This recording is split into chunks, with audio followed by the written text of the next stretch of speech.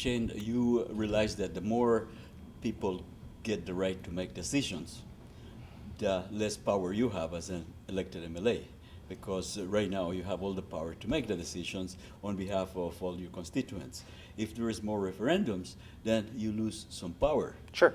Are you ready to give some of that power to the people? Yeah, and I don't think that and I think that for many politicians, they are not unhappy about that decision at all.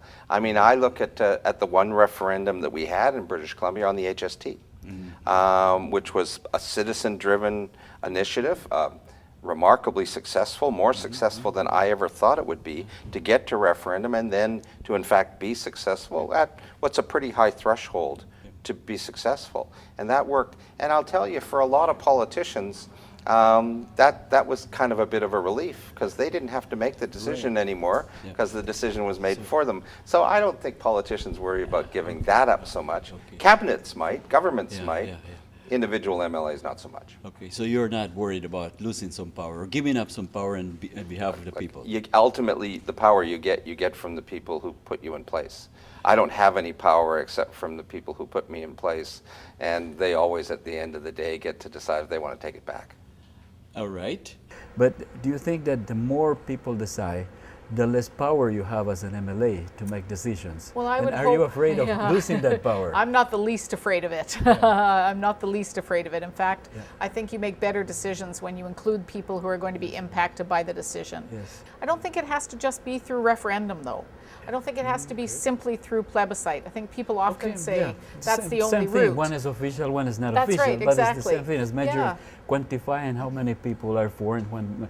Because when we hear the voice of the people, and say, yeah, I hear many voices. I mean, if you're religious, you can hear even more voices from the prophets. But in practice, how many people are really, without my bias, how many people are for or against? Because if I'm biased, I can say, well, I hear most people want it to be done, and that's what we're doing. Well, you have to make sure, though, that happens, and I've seen this occur in public work that I've done in my life, whether it was in the Child and Family Services. I did a lot of work with Aboriginal communities up north. Is you also have to be careful. What sometimes can happen with plebiscites and referendums and with consultation is that the loudest voices are heard and the silent voices are not heard. Not when you're counting, because in a plebiscite and a referendum you're counting, so it doesn't matter how loud you are.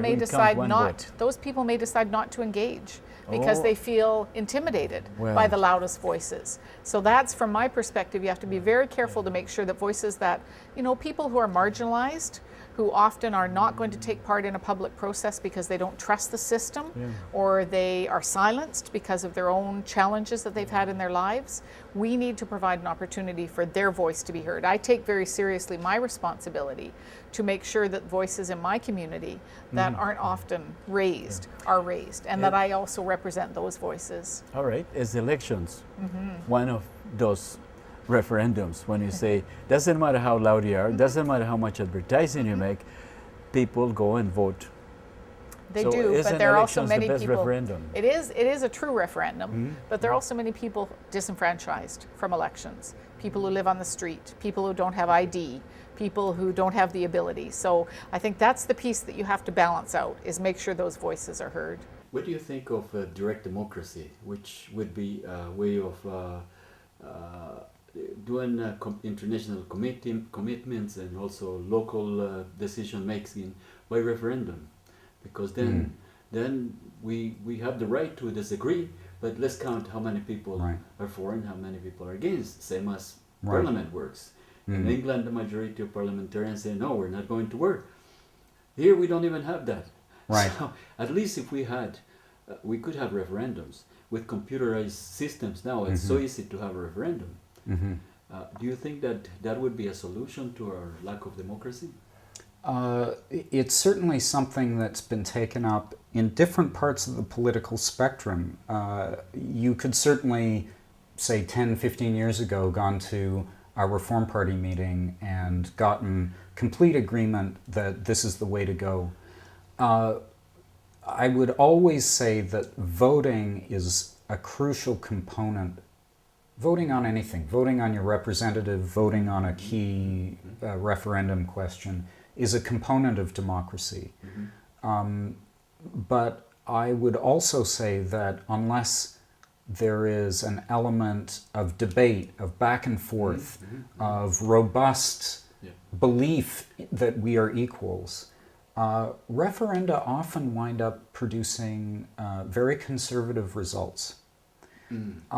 If you don't have the work happening to persuade one another of a particular direction, it's not a guarantee that people will do the right thing. Also have concerns, and we've seen some of this in California with some of the referendum-based politics that we've seen in the past in California, where they worry about folks who have some money and have a political agenda and are able to advance populist causes that in fact have negative ramifications. And we saw that in California around some of the tax fightbacks where folks on the right in particular were advancing arguments for no more tax spending, no more tax increases, and created a situation that became pretty desperate for working people and for vulnerable people in California. But they had the ability and the resources to sell that message that was voted in referendums. So you're saying that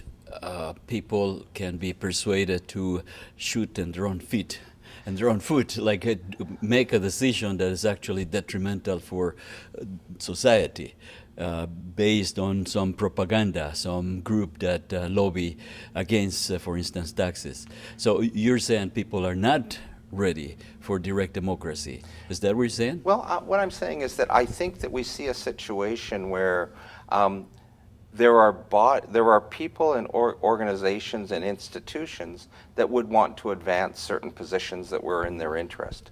And they have significant capacity to do that, whether it's to purchase advertising, other things. And then there were other groups that have much less ability because they simply don't access the resources. Their positions may be equally or even more compelling, but their ability to communicate, that's tough. So I was thinking when you said, well, there's this influence from lobbies with money, with economic ability to do that. But I'm thinking that is exactly what happens in elections. And you're not afraid of that. You make some rules, and I guess the amount of money that people can spend on their advertisement and all that, and maybe you can put some rules on the amount of money that can be invested on propaganda if there is a referendum. The same controls could apply to that exist already for elections, could be applied for referendums. Do you think then that people are not educated enough to make a wise decision, say in the case of Syria? No, I'm not. I don't mean that. And education comes in different forms, right? I'm sitting in this office, but I'm not one of those people who thinks that someone who doesn't have a stack of degrees isn't educated in the ways of the world. Informed, not necessarily educated, but informed enough and well informed of both sides of the issue. You think that people are lacking that? But we just don't have time or energy by the time we get home to think about complicated issues. And it's exactly with complicated issues that you need to have time. But do you think that we don't have enough time now to think about political issues? Some of us do. Some of us are retired. But right? that's not an excuse to say I can't participate in politics because I don't have time. Because if we use that excuse, then we can't complain about the politicians going in the wrong direction. Well, let's put it this way. I think I would want us to say that some of the demands we need to make of our politicians and our employers, as a democratic matter, ought to be including the question of how much time we have to be citizens. So it's part of our activism, I think. But is that an individual decision, or is No, the government is going to decide on it? Well, I'm a bit old school on this. I think that a lot of democratic achievements have been achieved collectively. What people say to me is that, look, we're interested in these issues, but we also have lives, and we have families, and we have jobs, and our ability to commit the kind of time or to have the resources and the access to the resources to get information is somewhat limited for people. And they say, they pay me a pretty good salary to do that job, and they'll hold me accountable for it. So what I hear you saying is that people still like the idea of you making the decisions for them, and that's why they elect you. That people have busy lives, they have to engage in their own daily living, their work, and their worries, and they perhaps don't have the time to make the political decisions that you as a paid political representative have. That's basically what I hear. Well, I think that's yeah, I think there's some truth to that. We have just one more minute, and one last question is, you remember the recall and initiative legislation that your colleague Untitled Chapter brought in 1996. Do you think that it's workable? Do you think that should be changed or enhanced or abolished?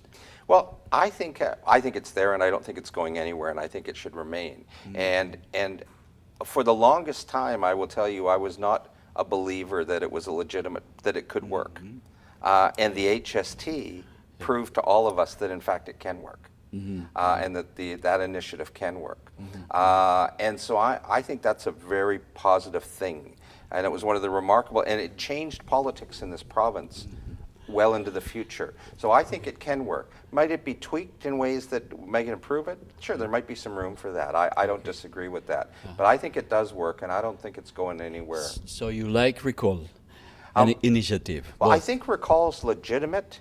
Particularly, I don't support the notion that you recall somebody because you don't like the decision they made on something. But I support recall where it's about people who have made serious errors in terms of their own judgment or their own ethics and things. I think that's the time. I think otherwise you recall them when you elect them. Let me ask you the last question here is about your recall and referendum that Untitled Chapter brought in 1996. Yep. And some people think that doesn't work because the threshold of triggering a recall is too high. What is your opinion? Should we change it, make it easier, make it simpler, or we should just dismiss it because it's not a good legislation as some people think? I think referendum has its place, and we certainly saw that with the HST, that the public had a voice, they had a say to be able to utilize that legislation.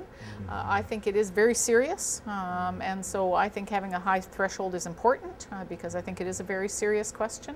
I'm not a believer that you send everything to referendum or plebiscite, or like I what, think there are. What would you send well, to referendum? I'll use the example of California.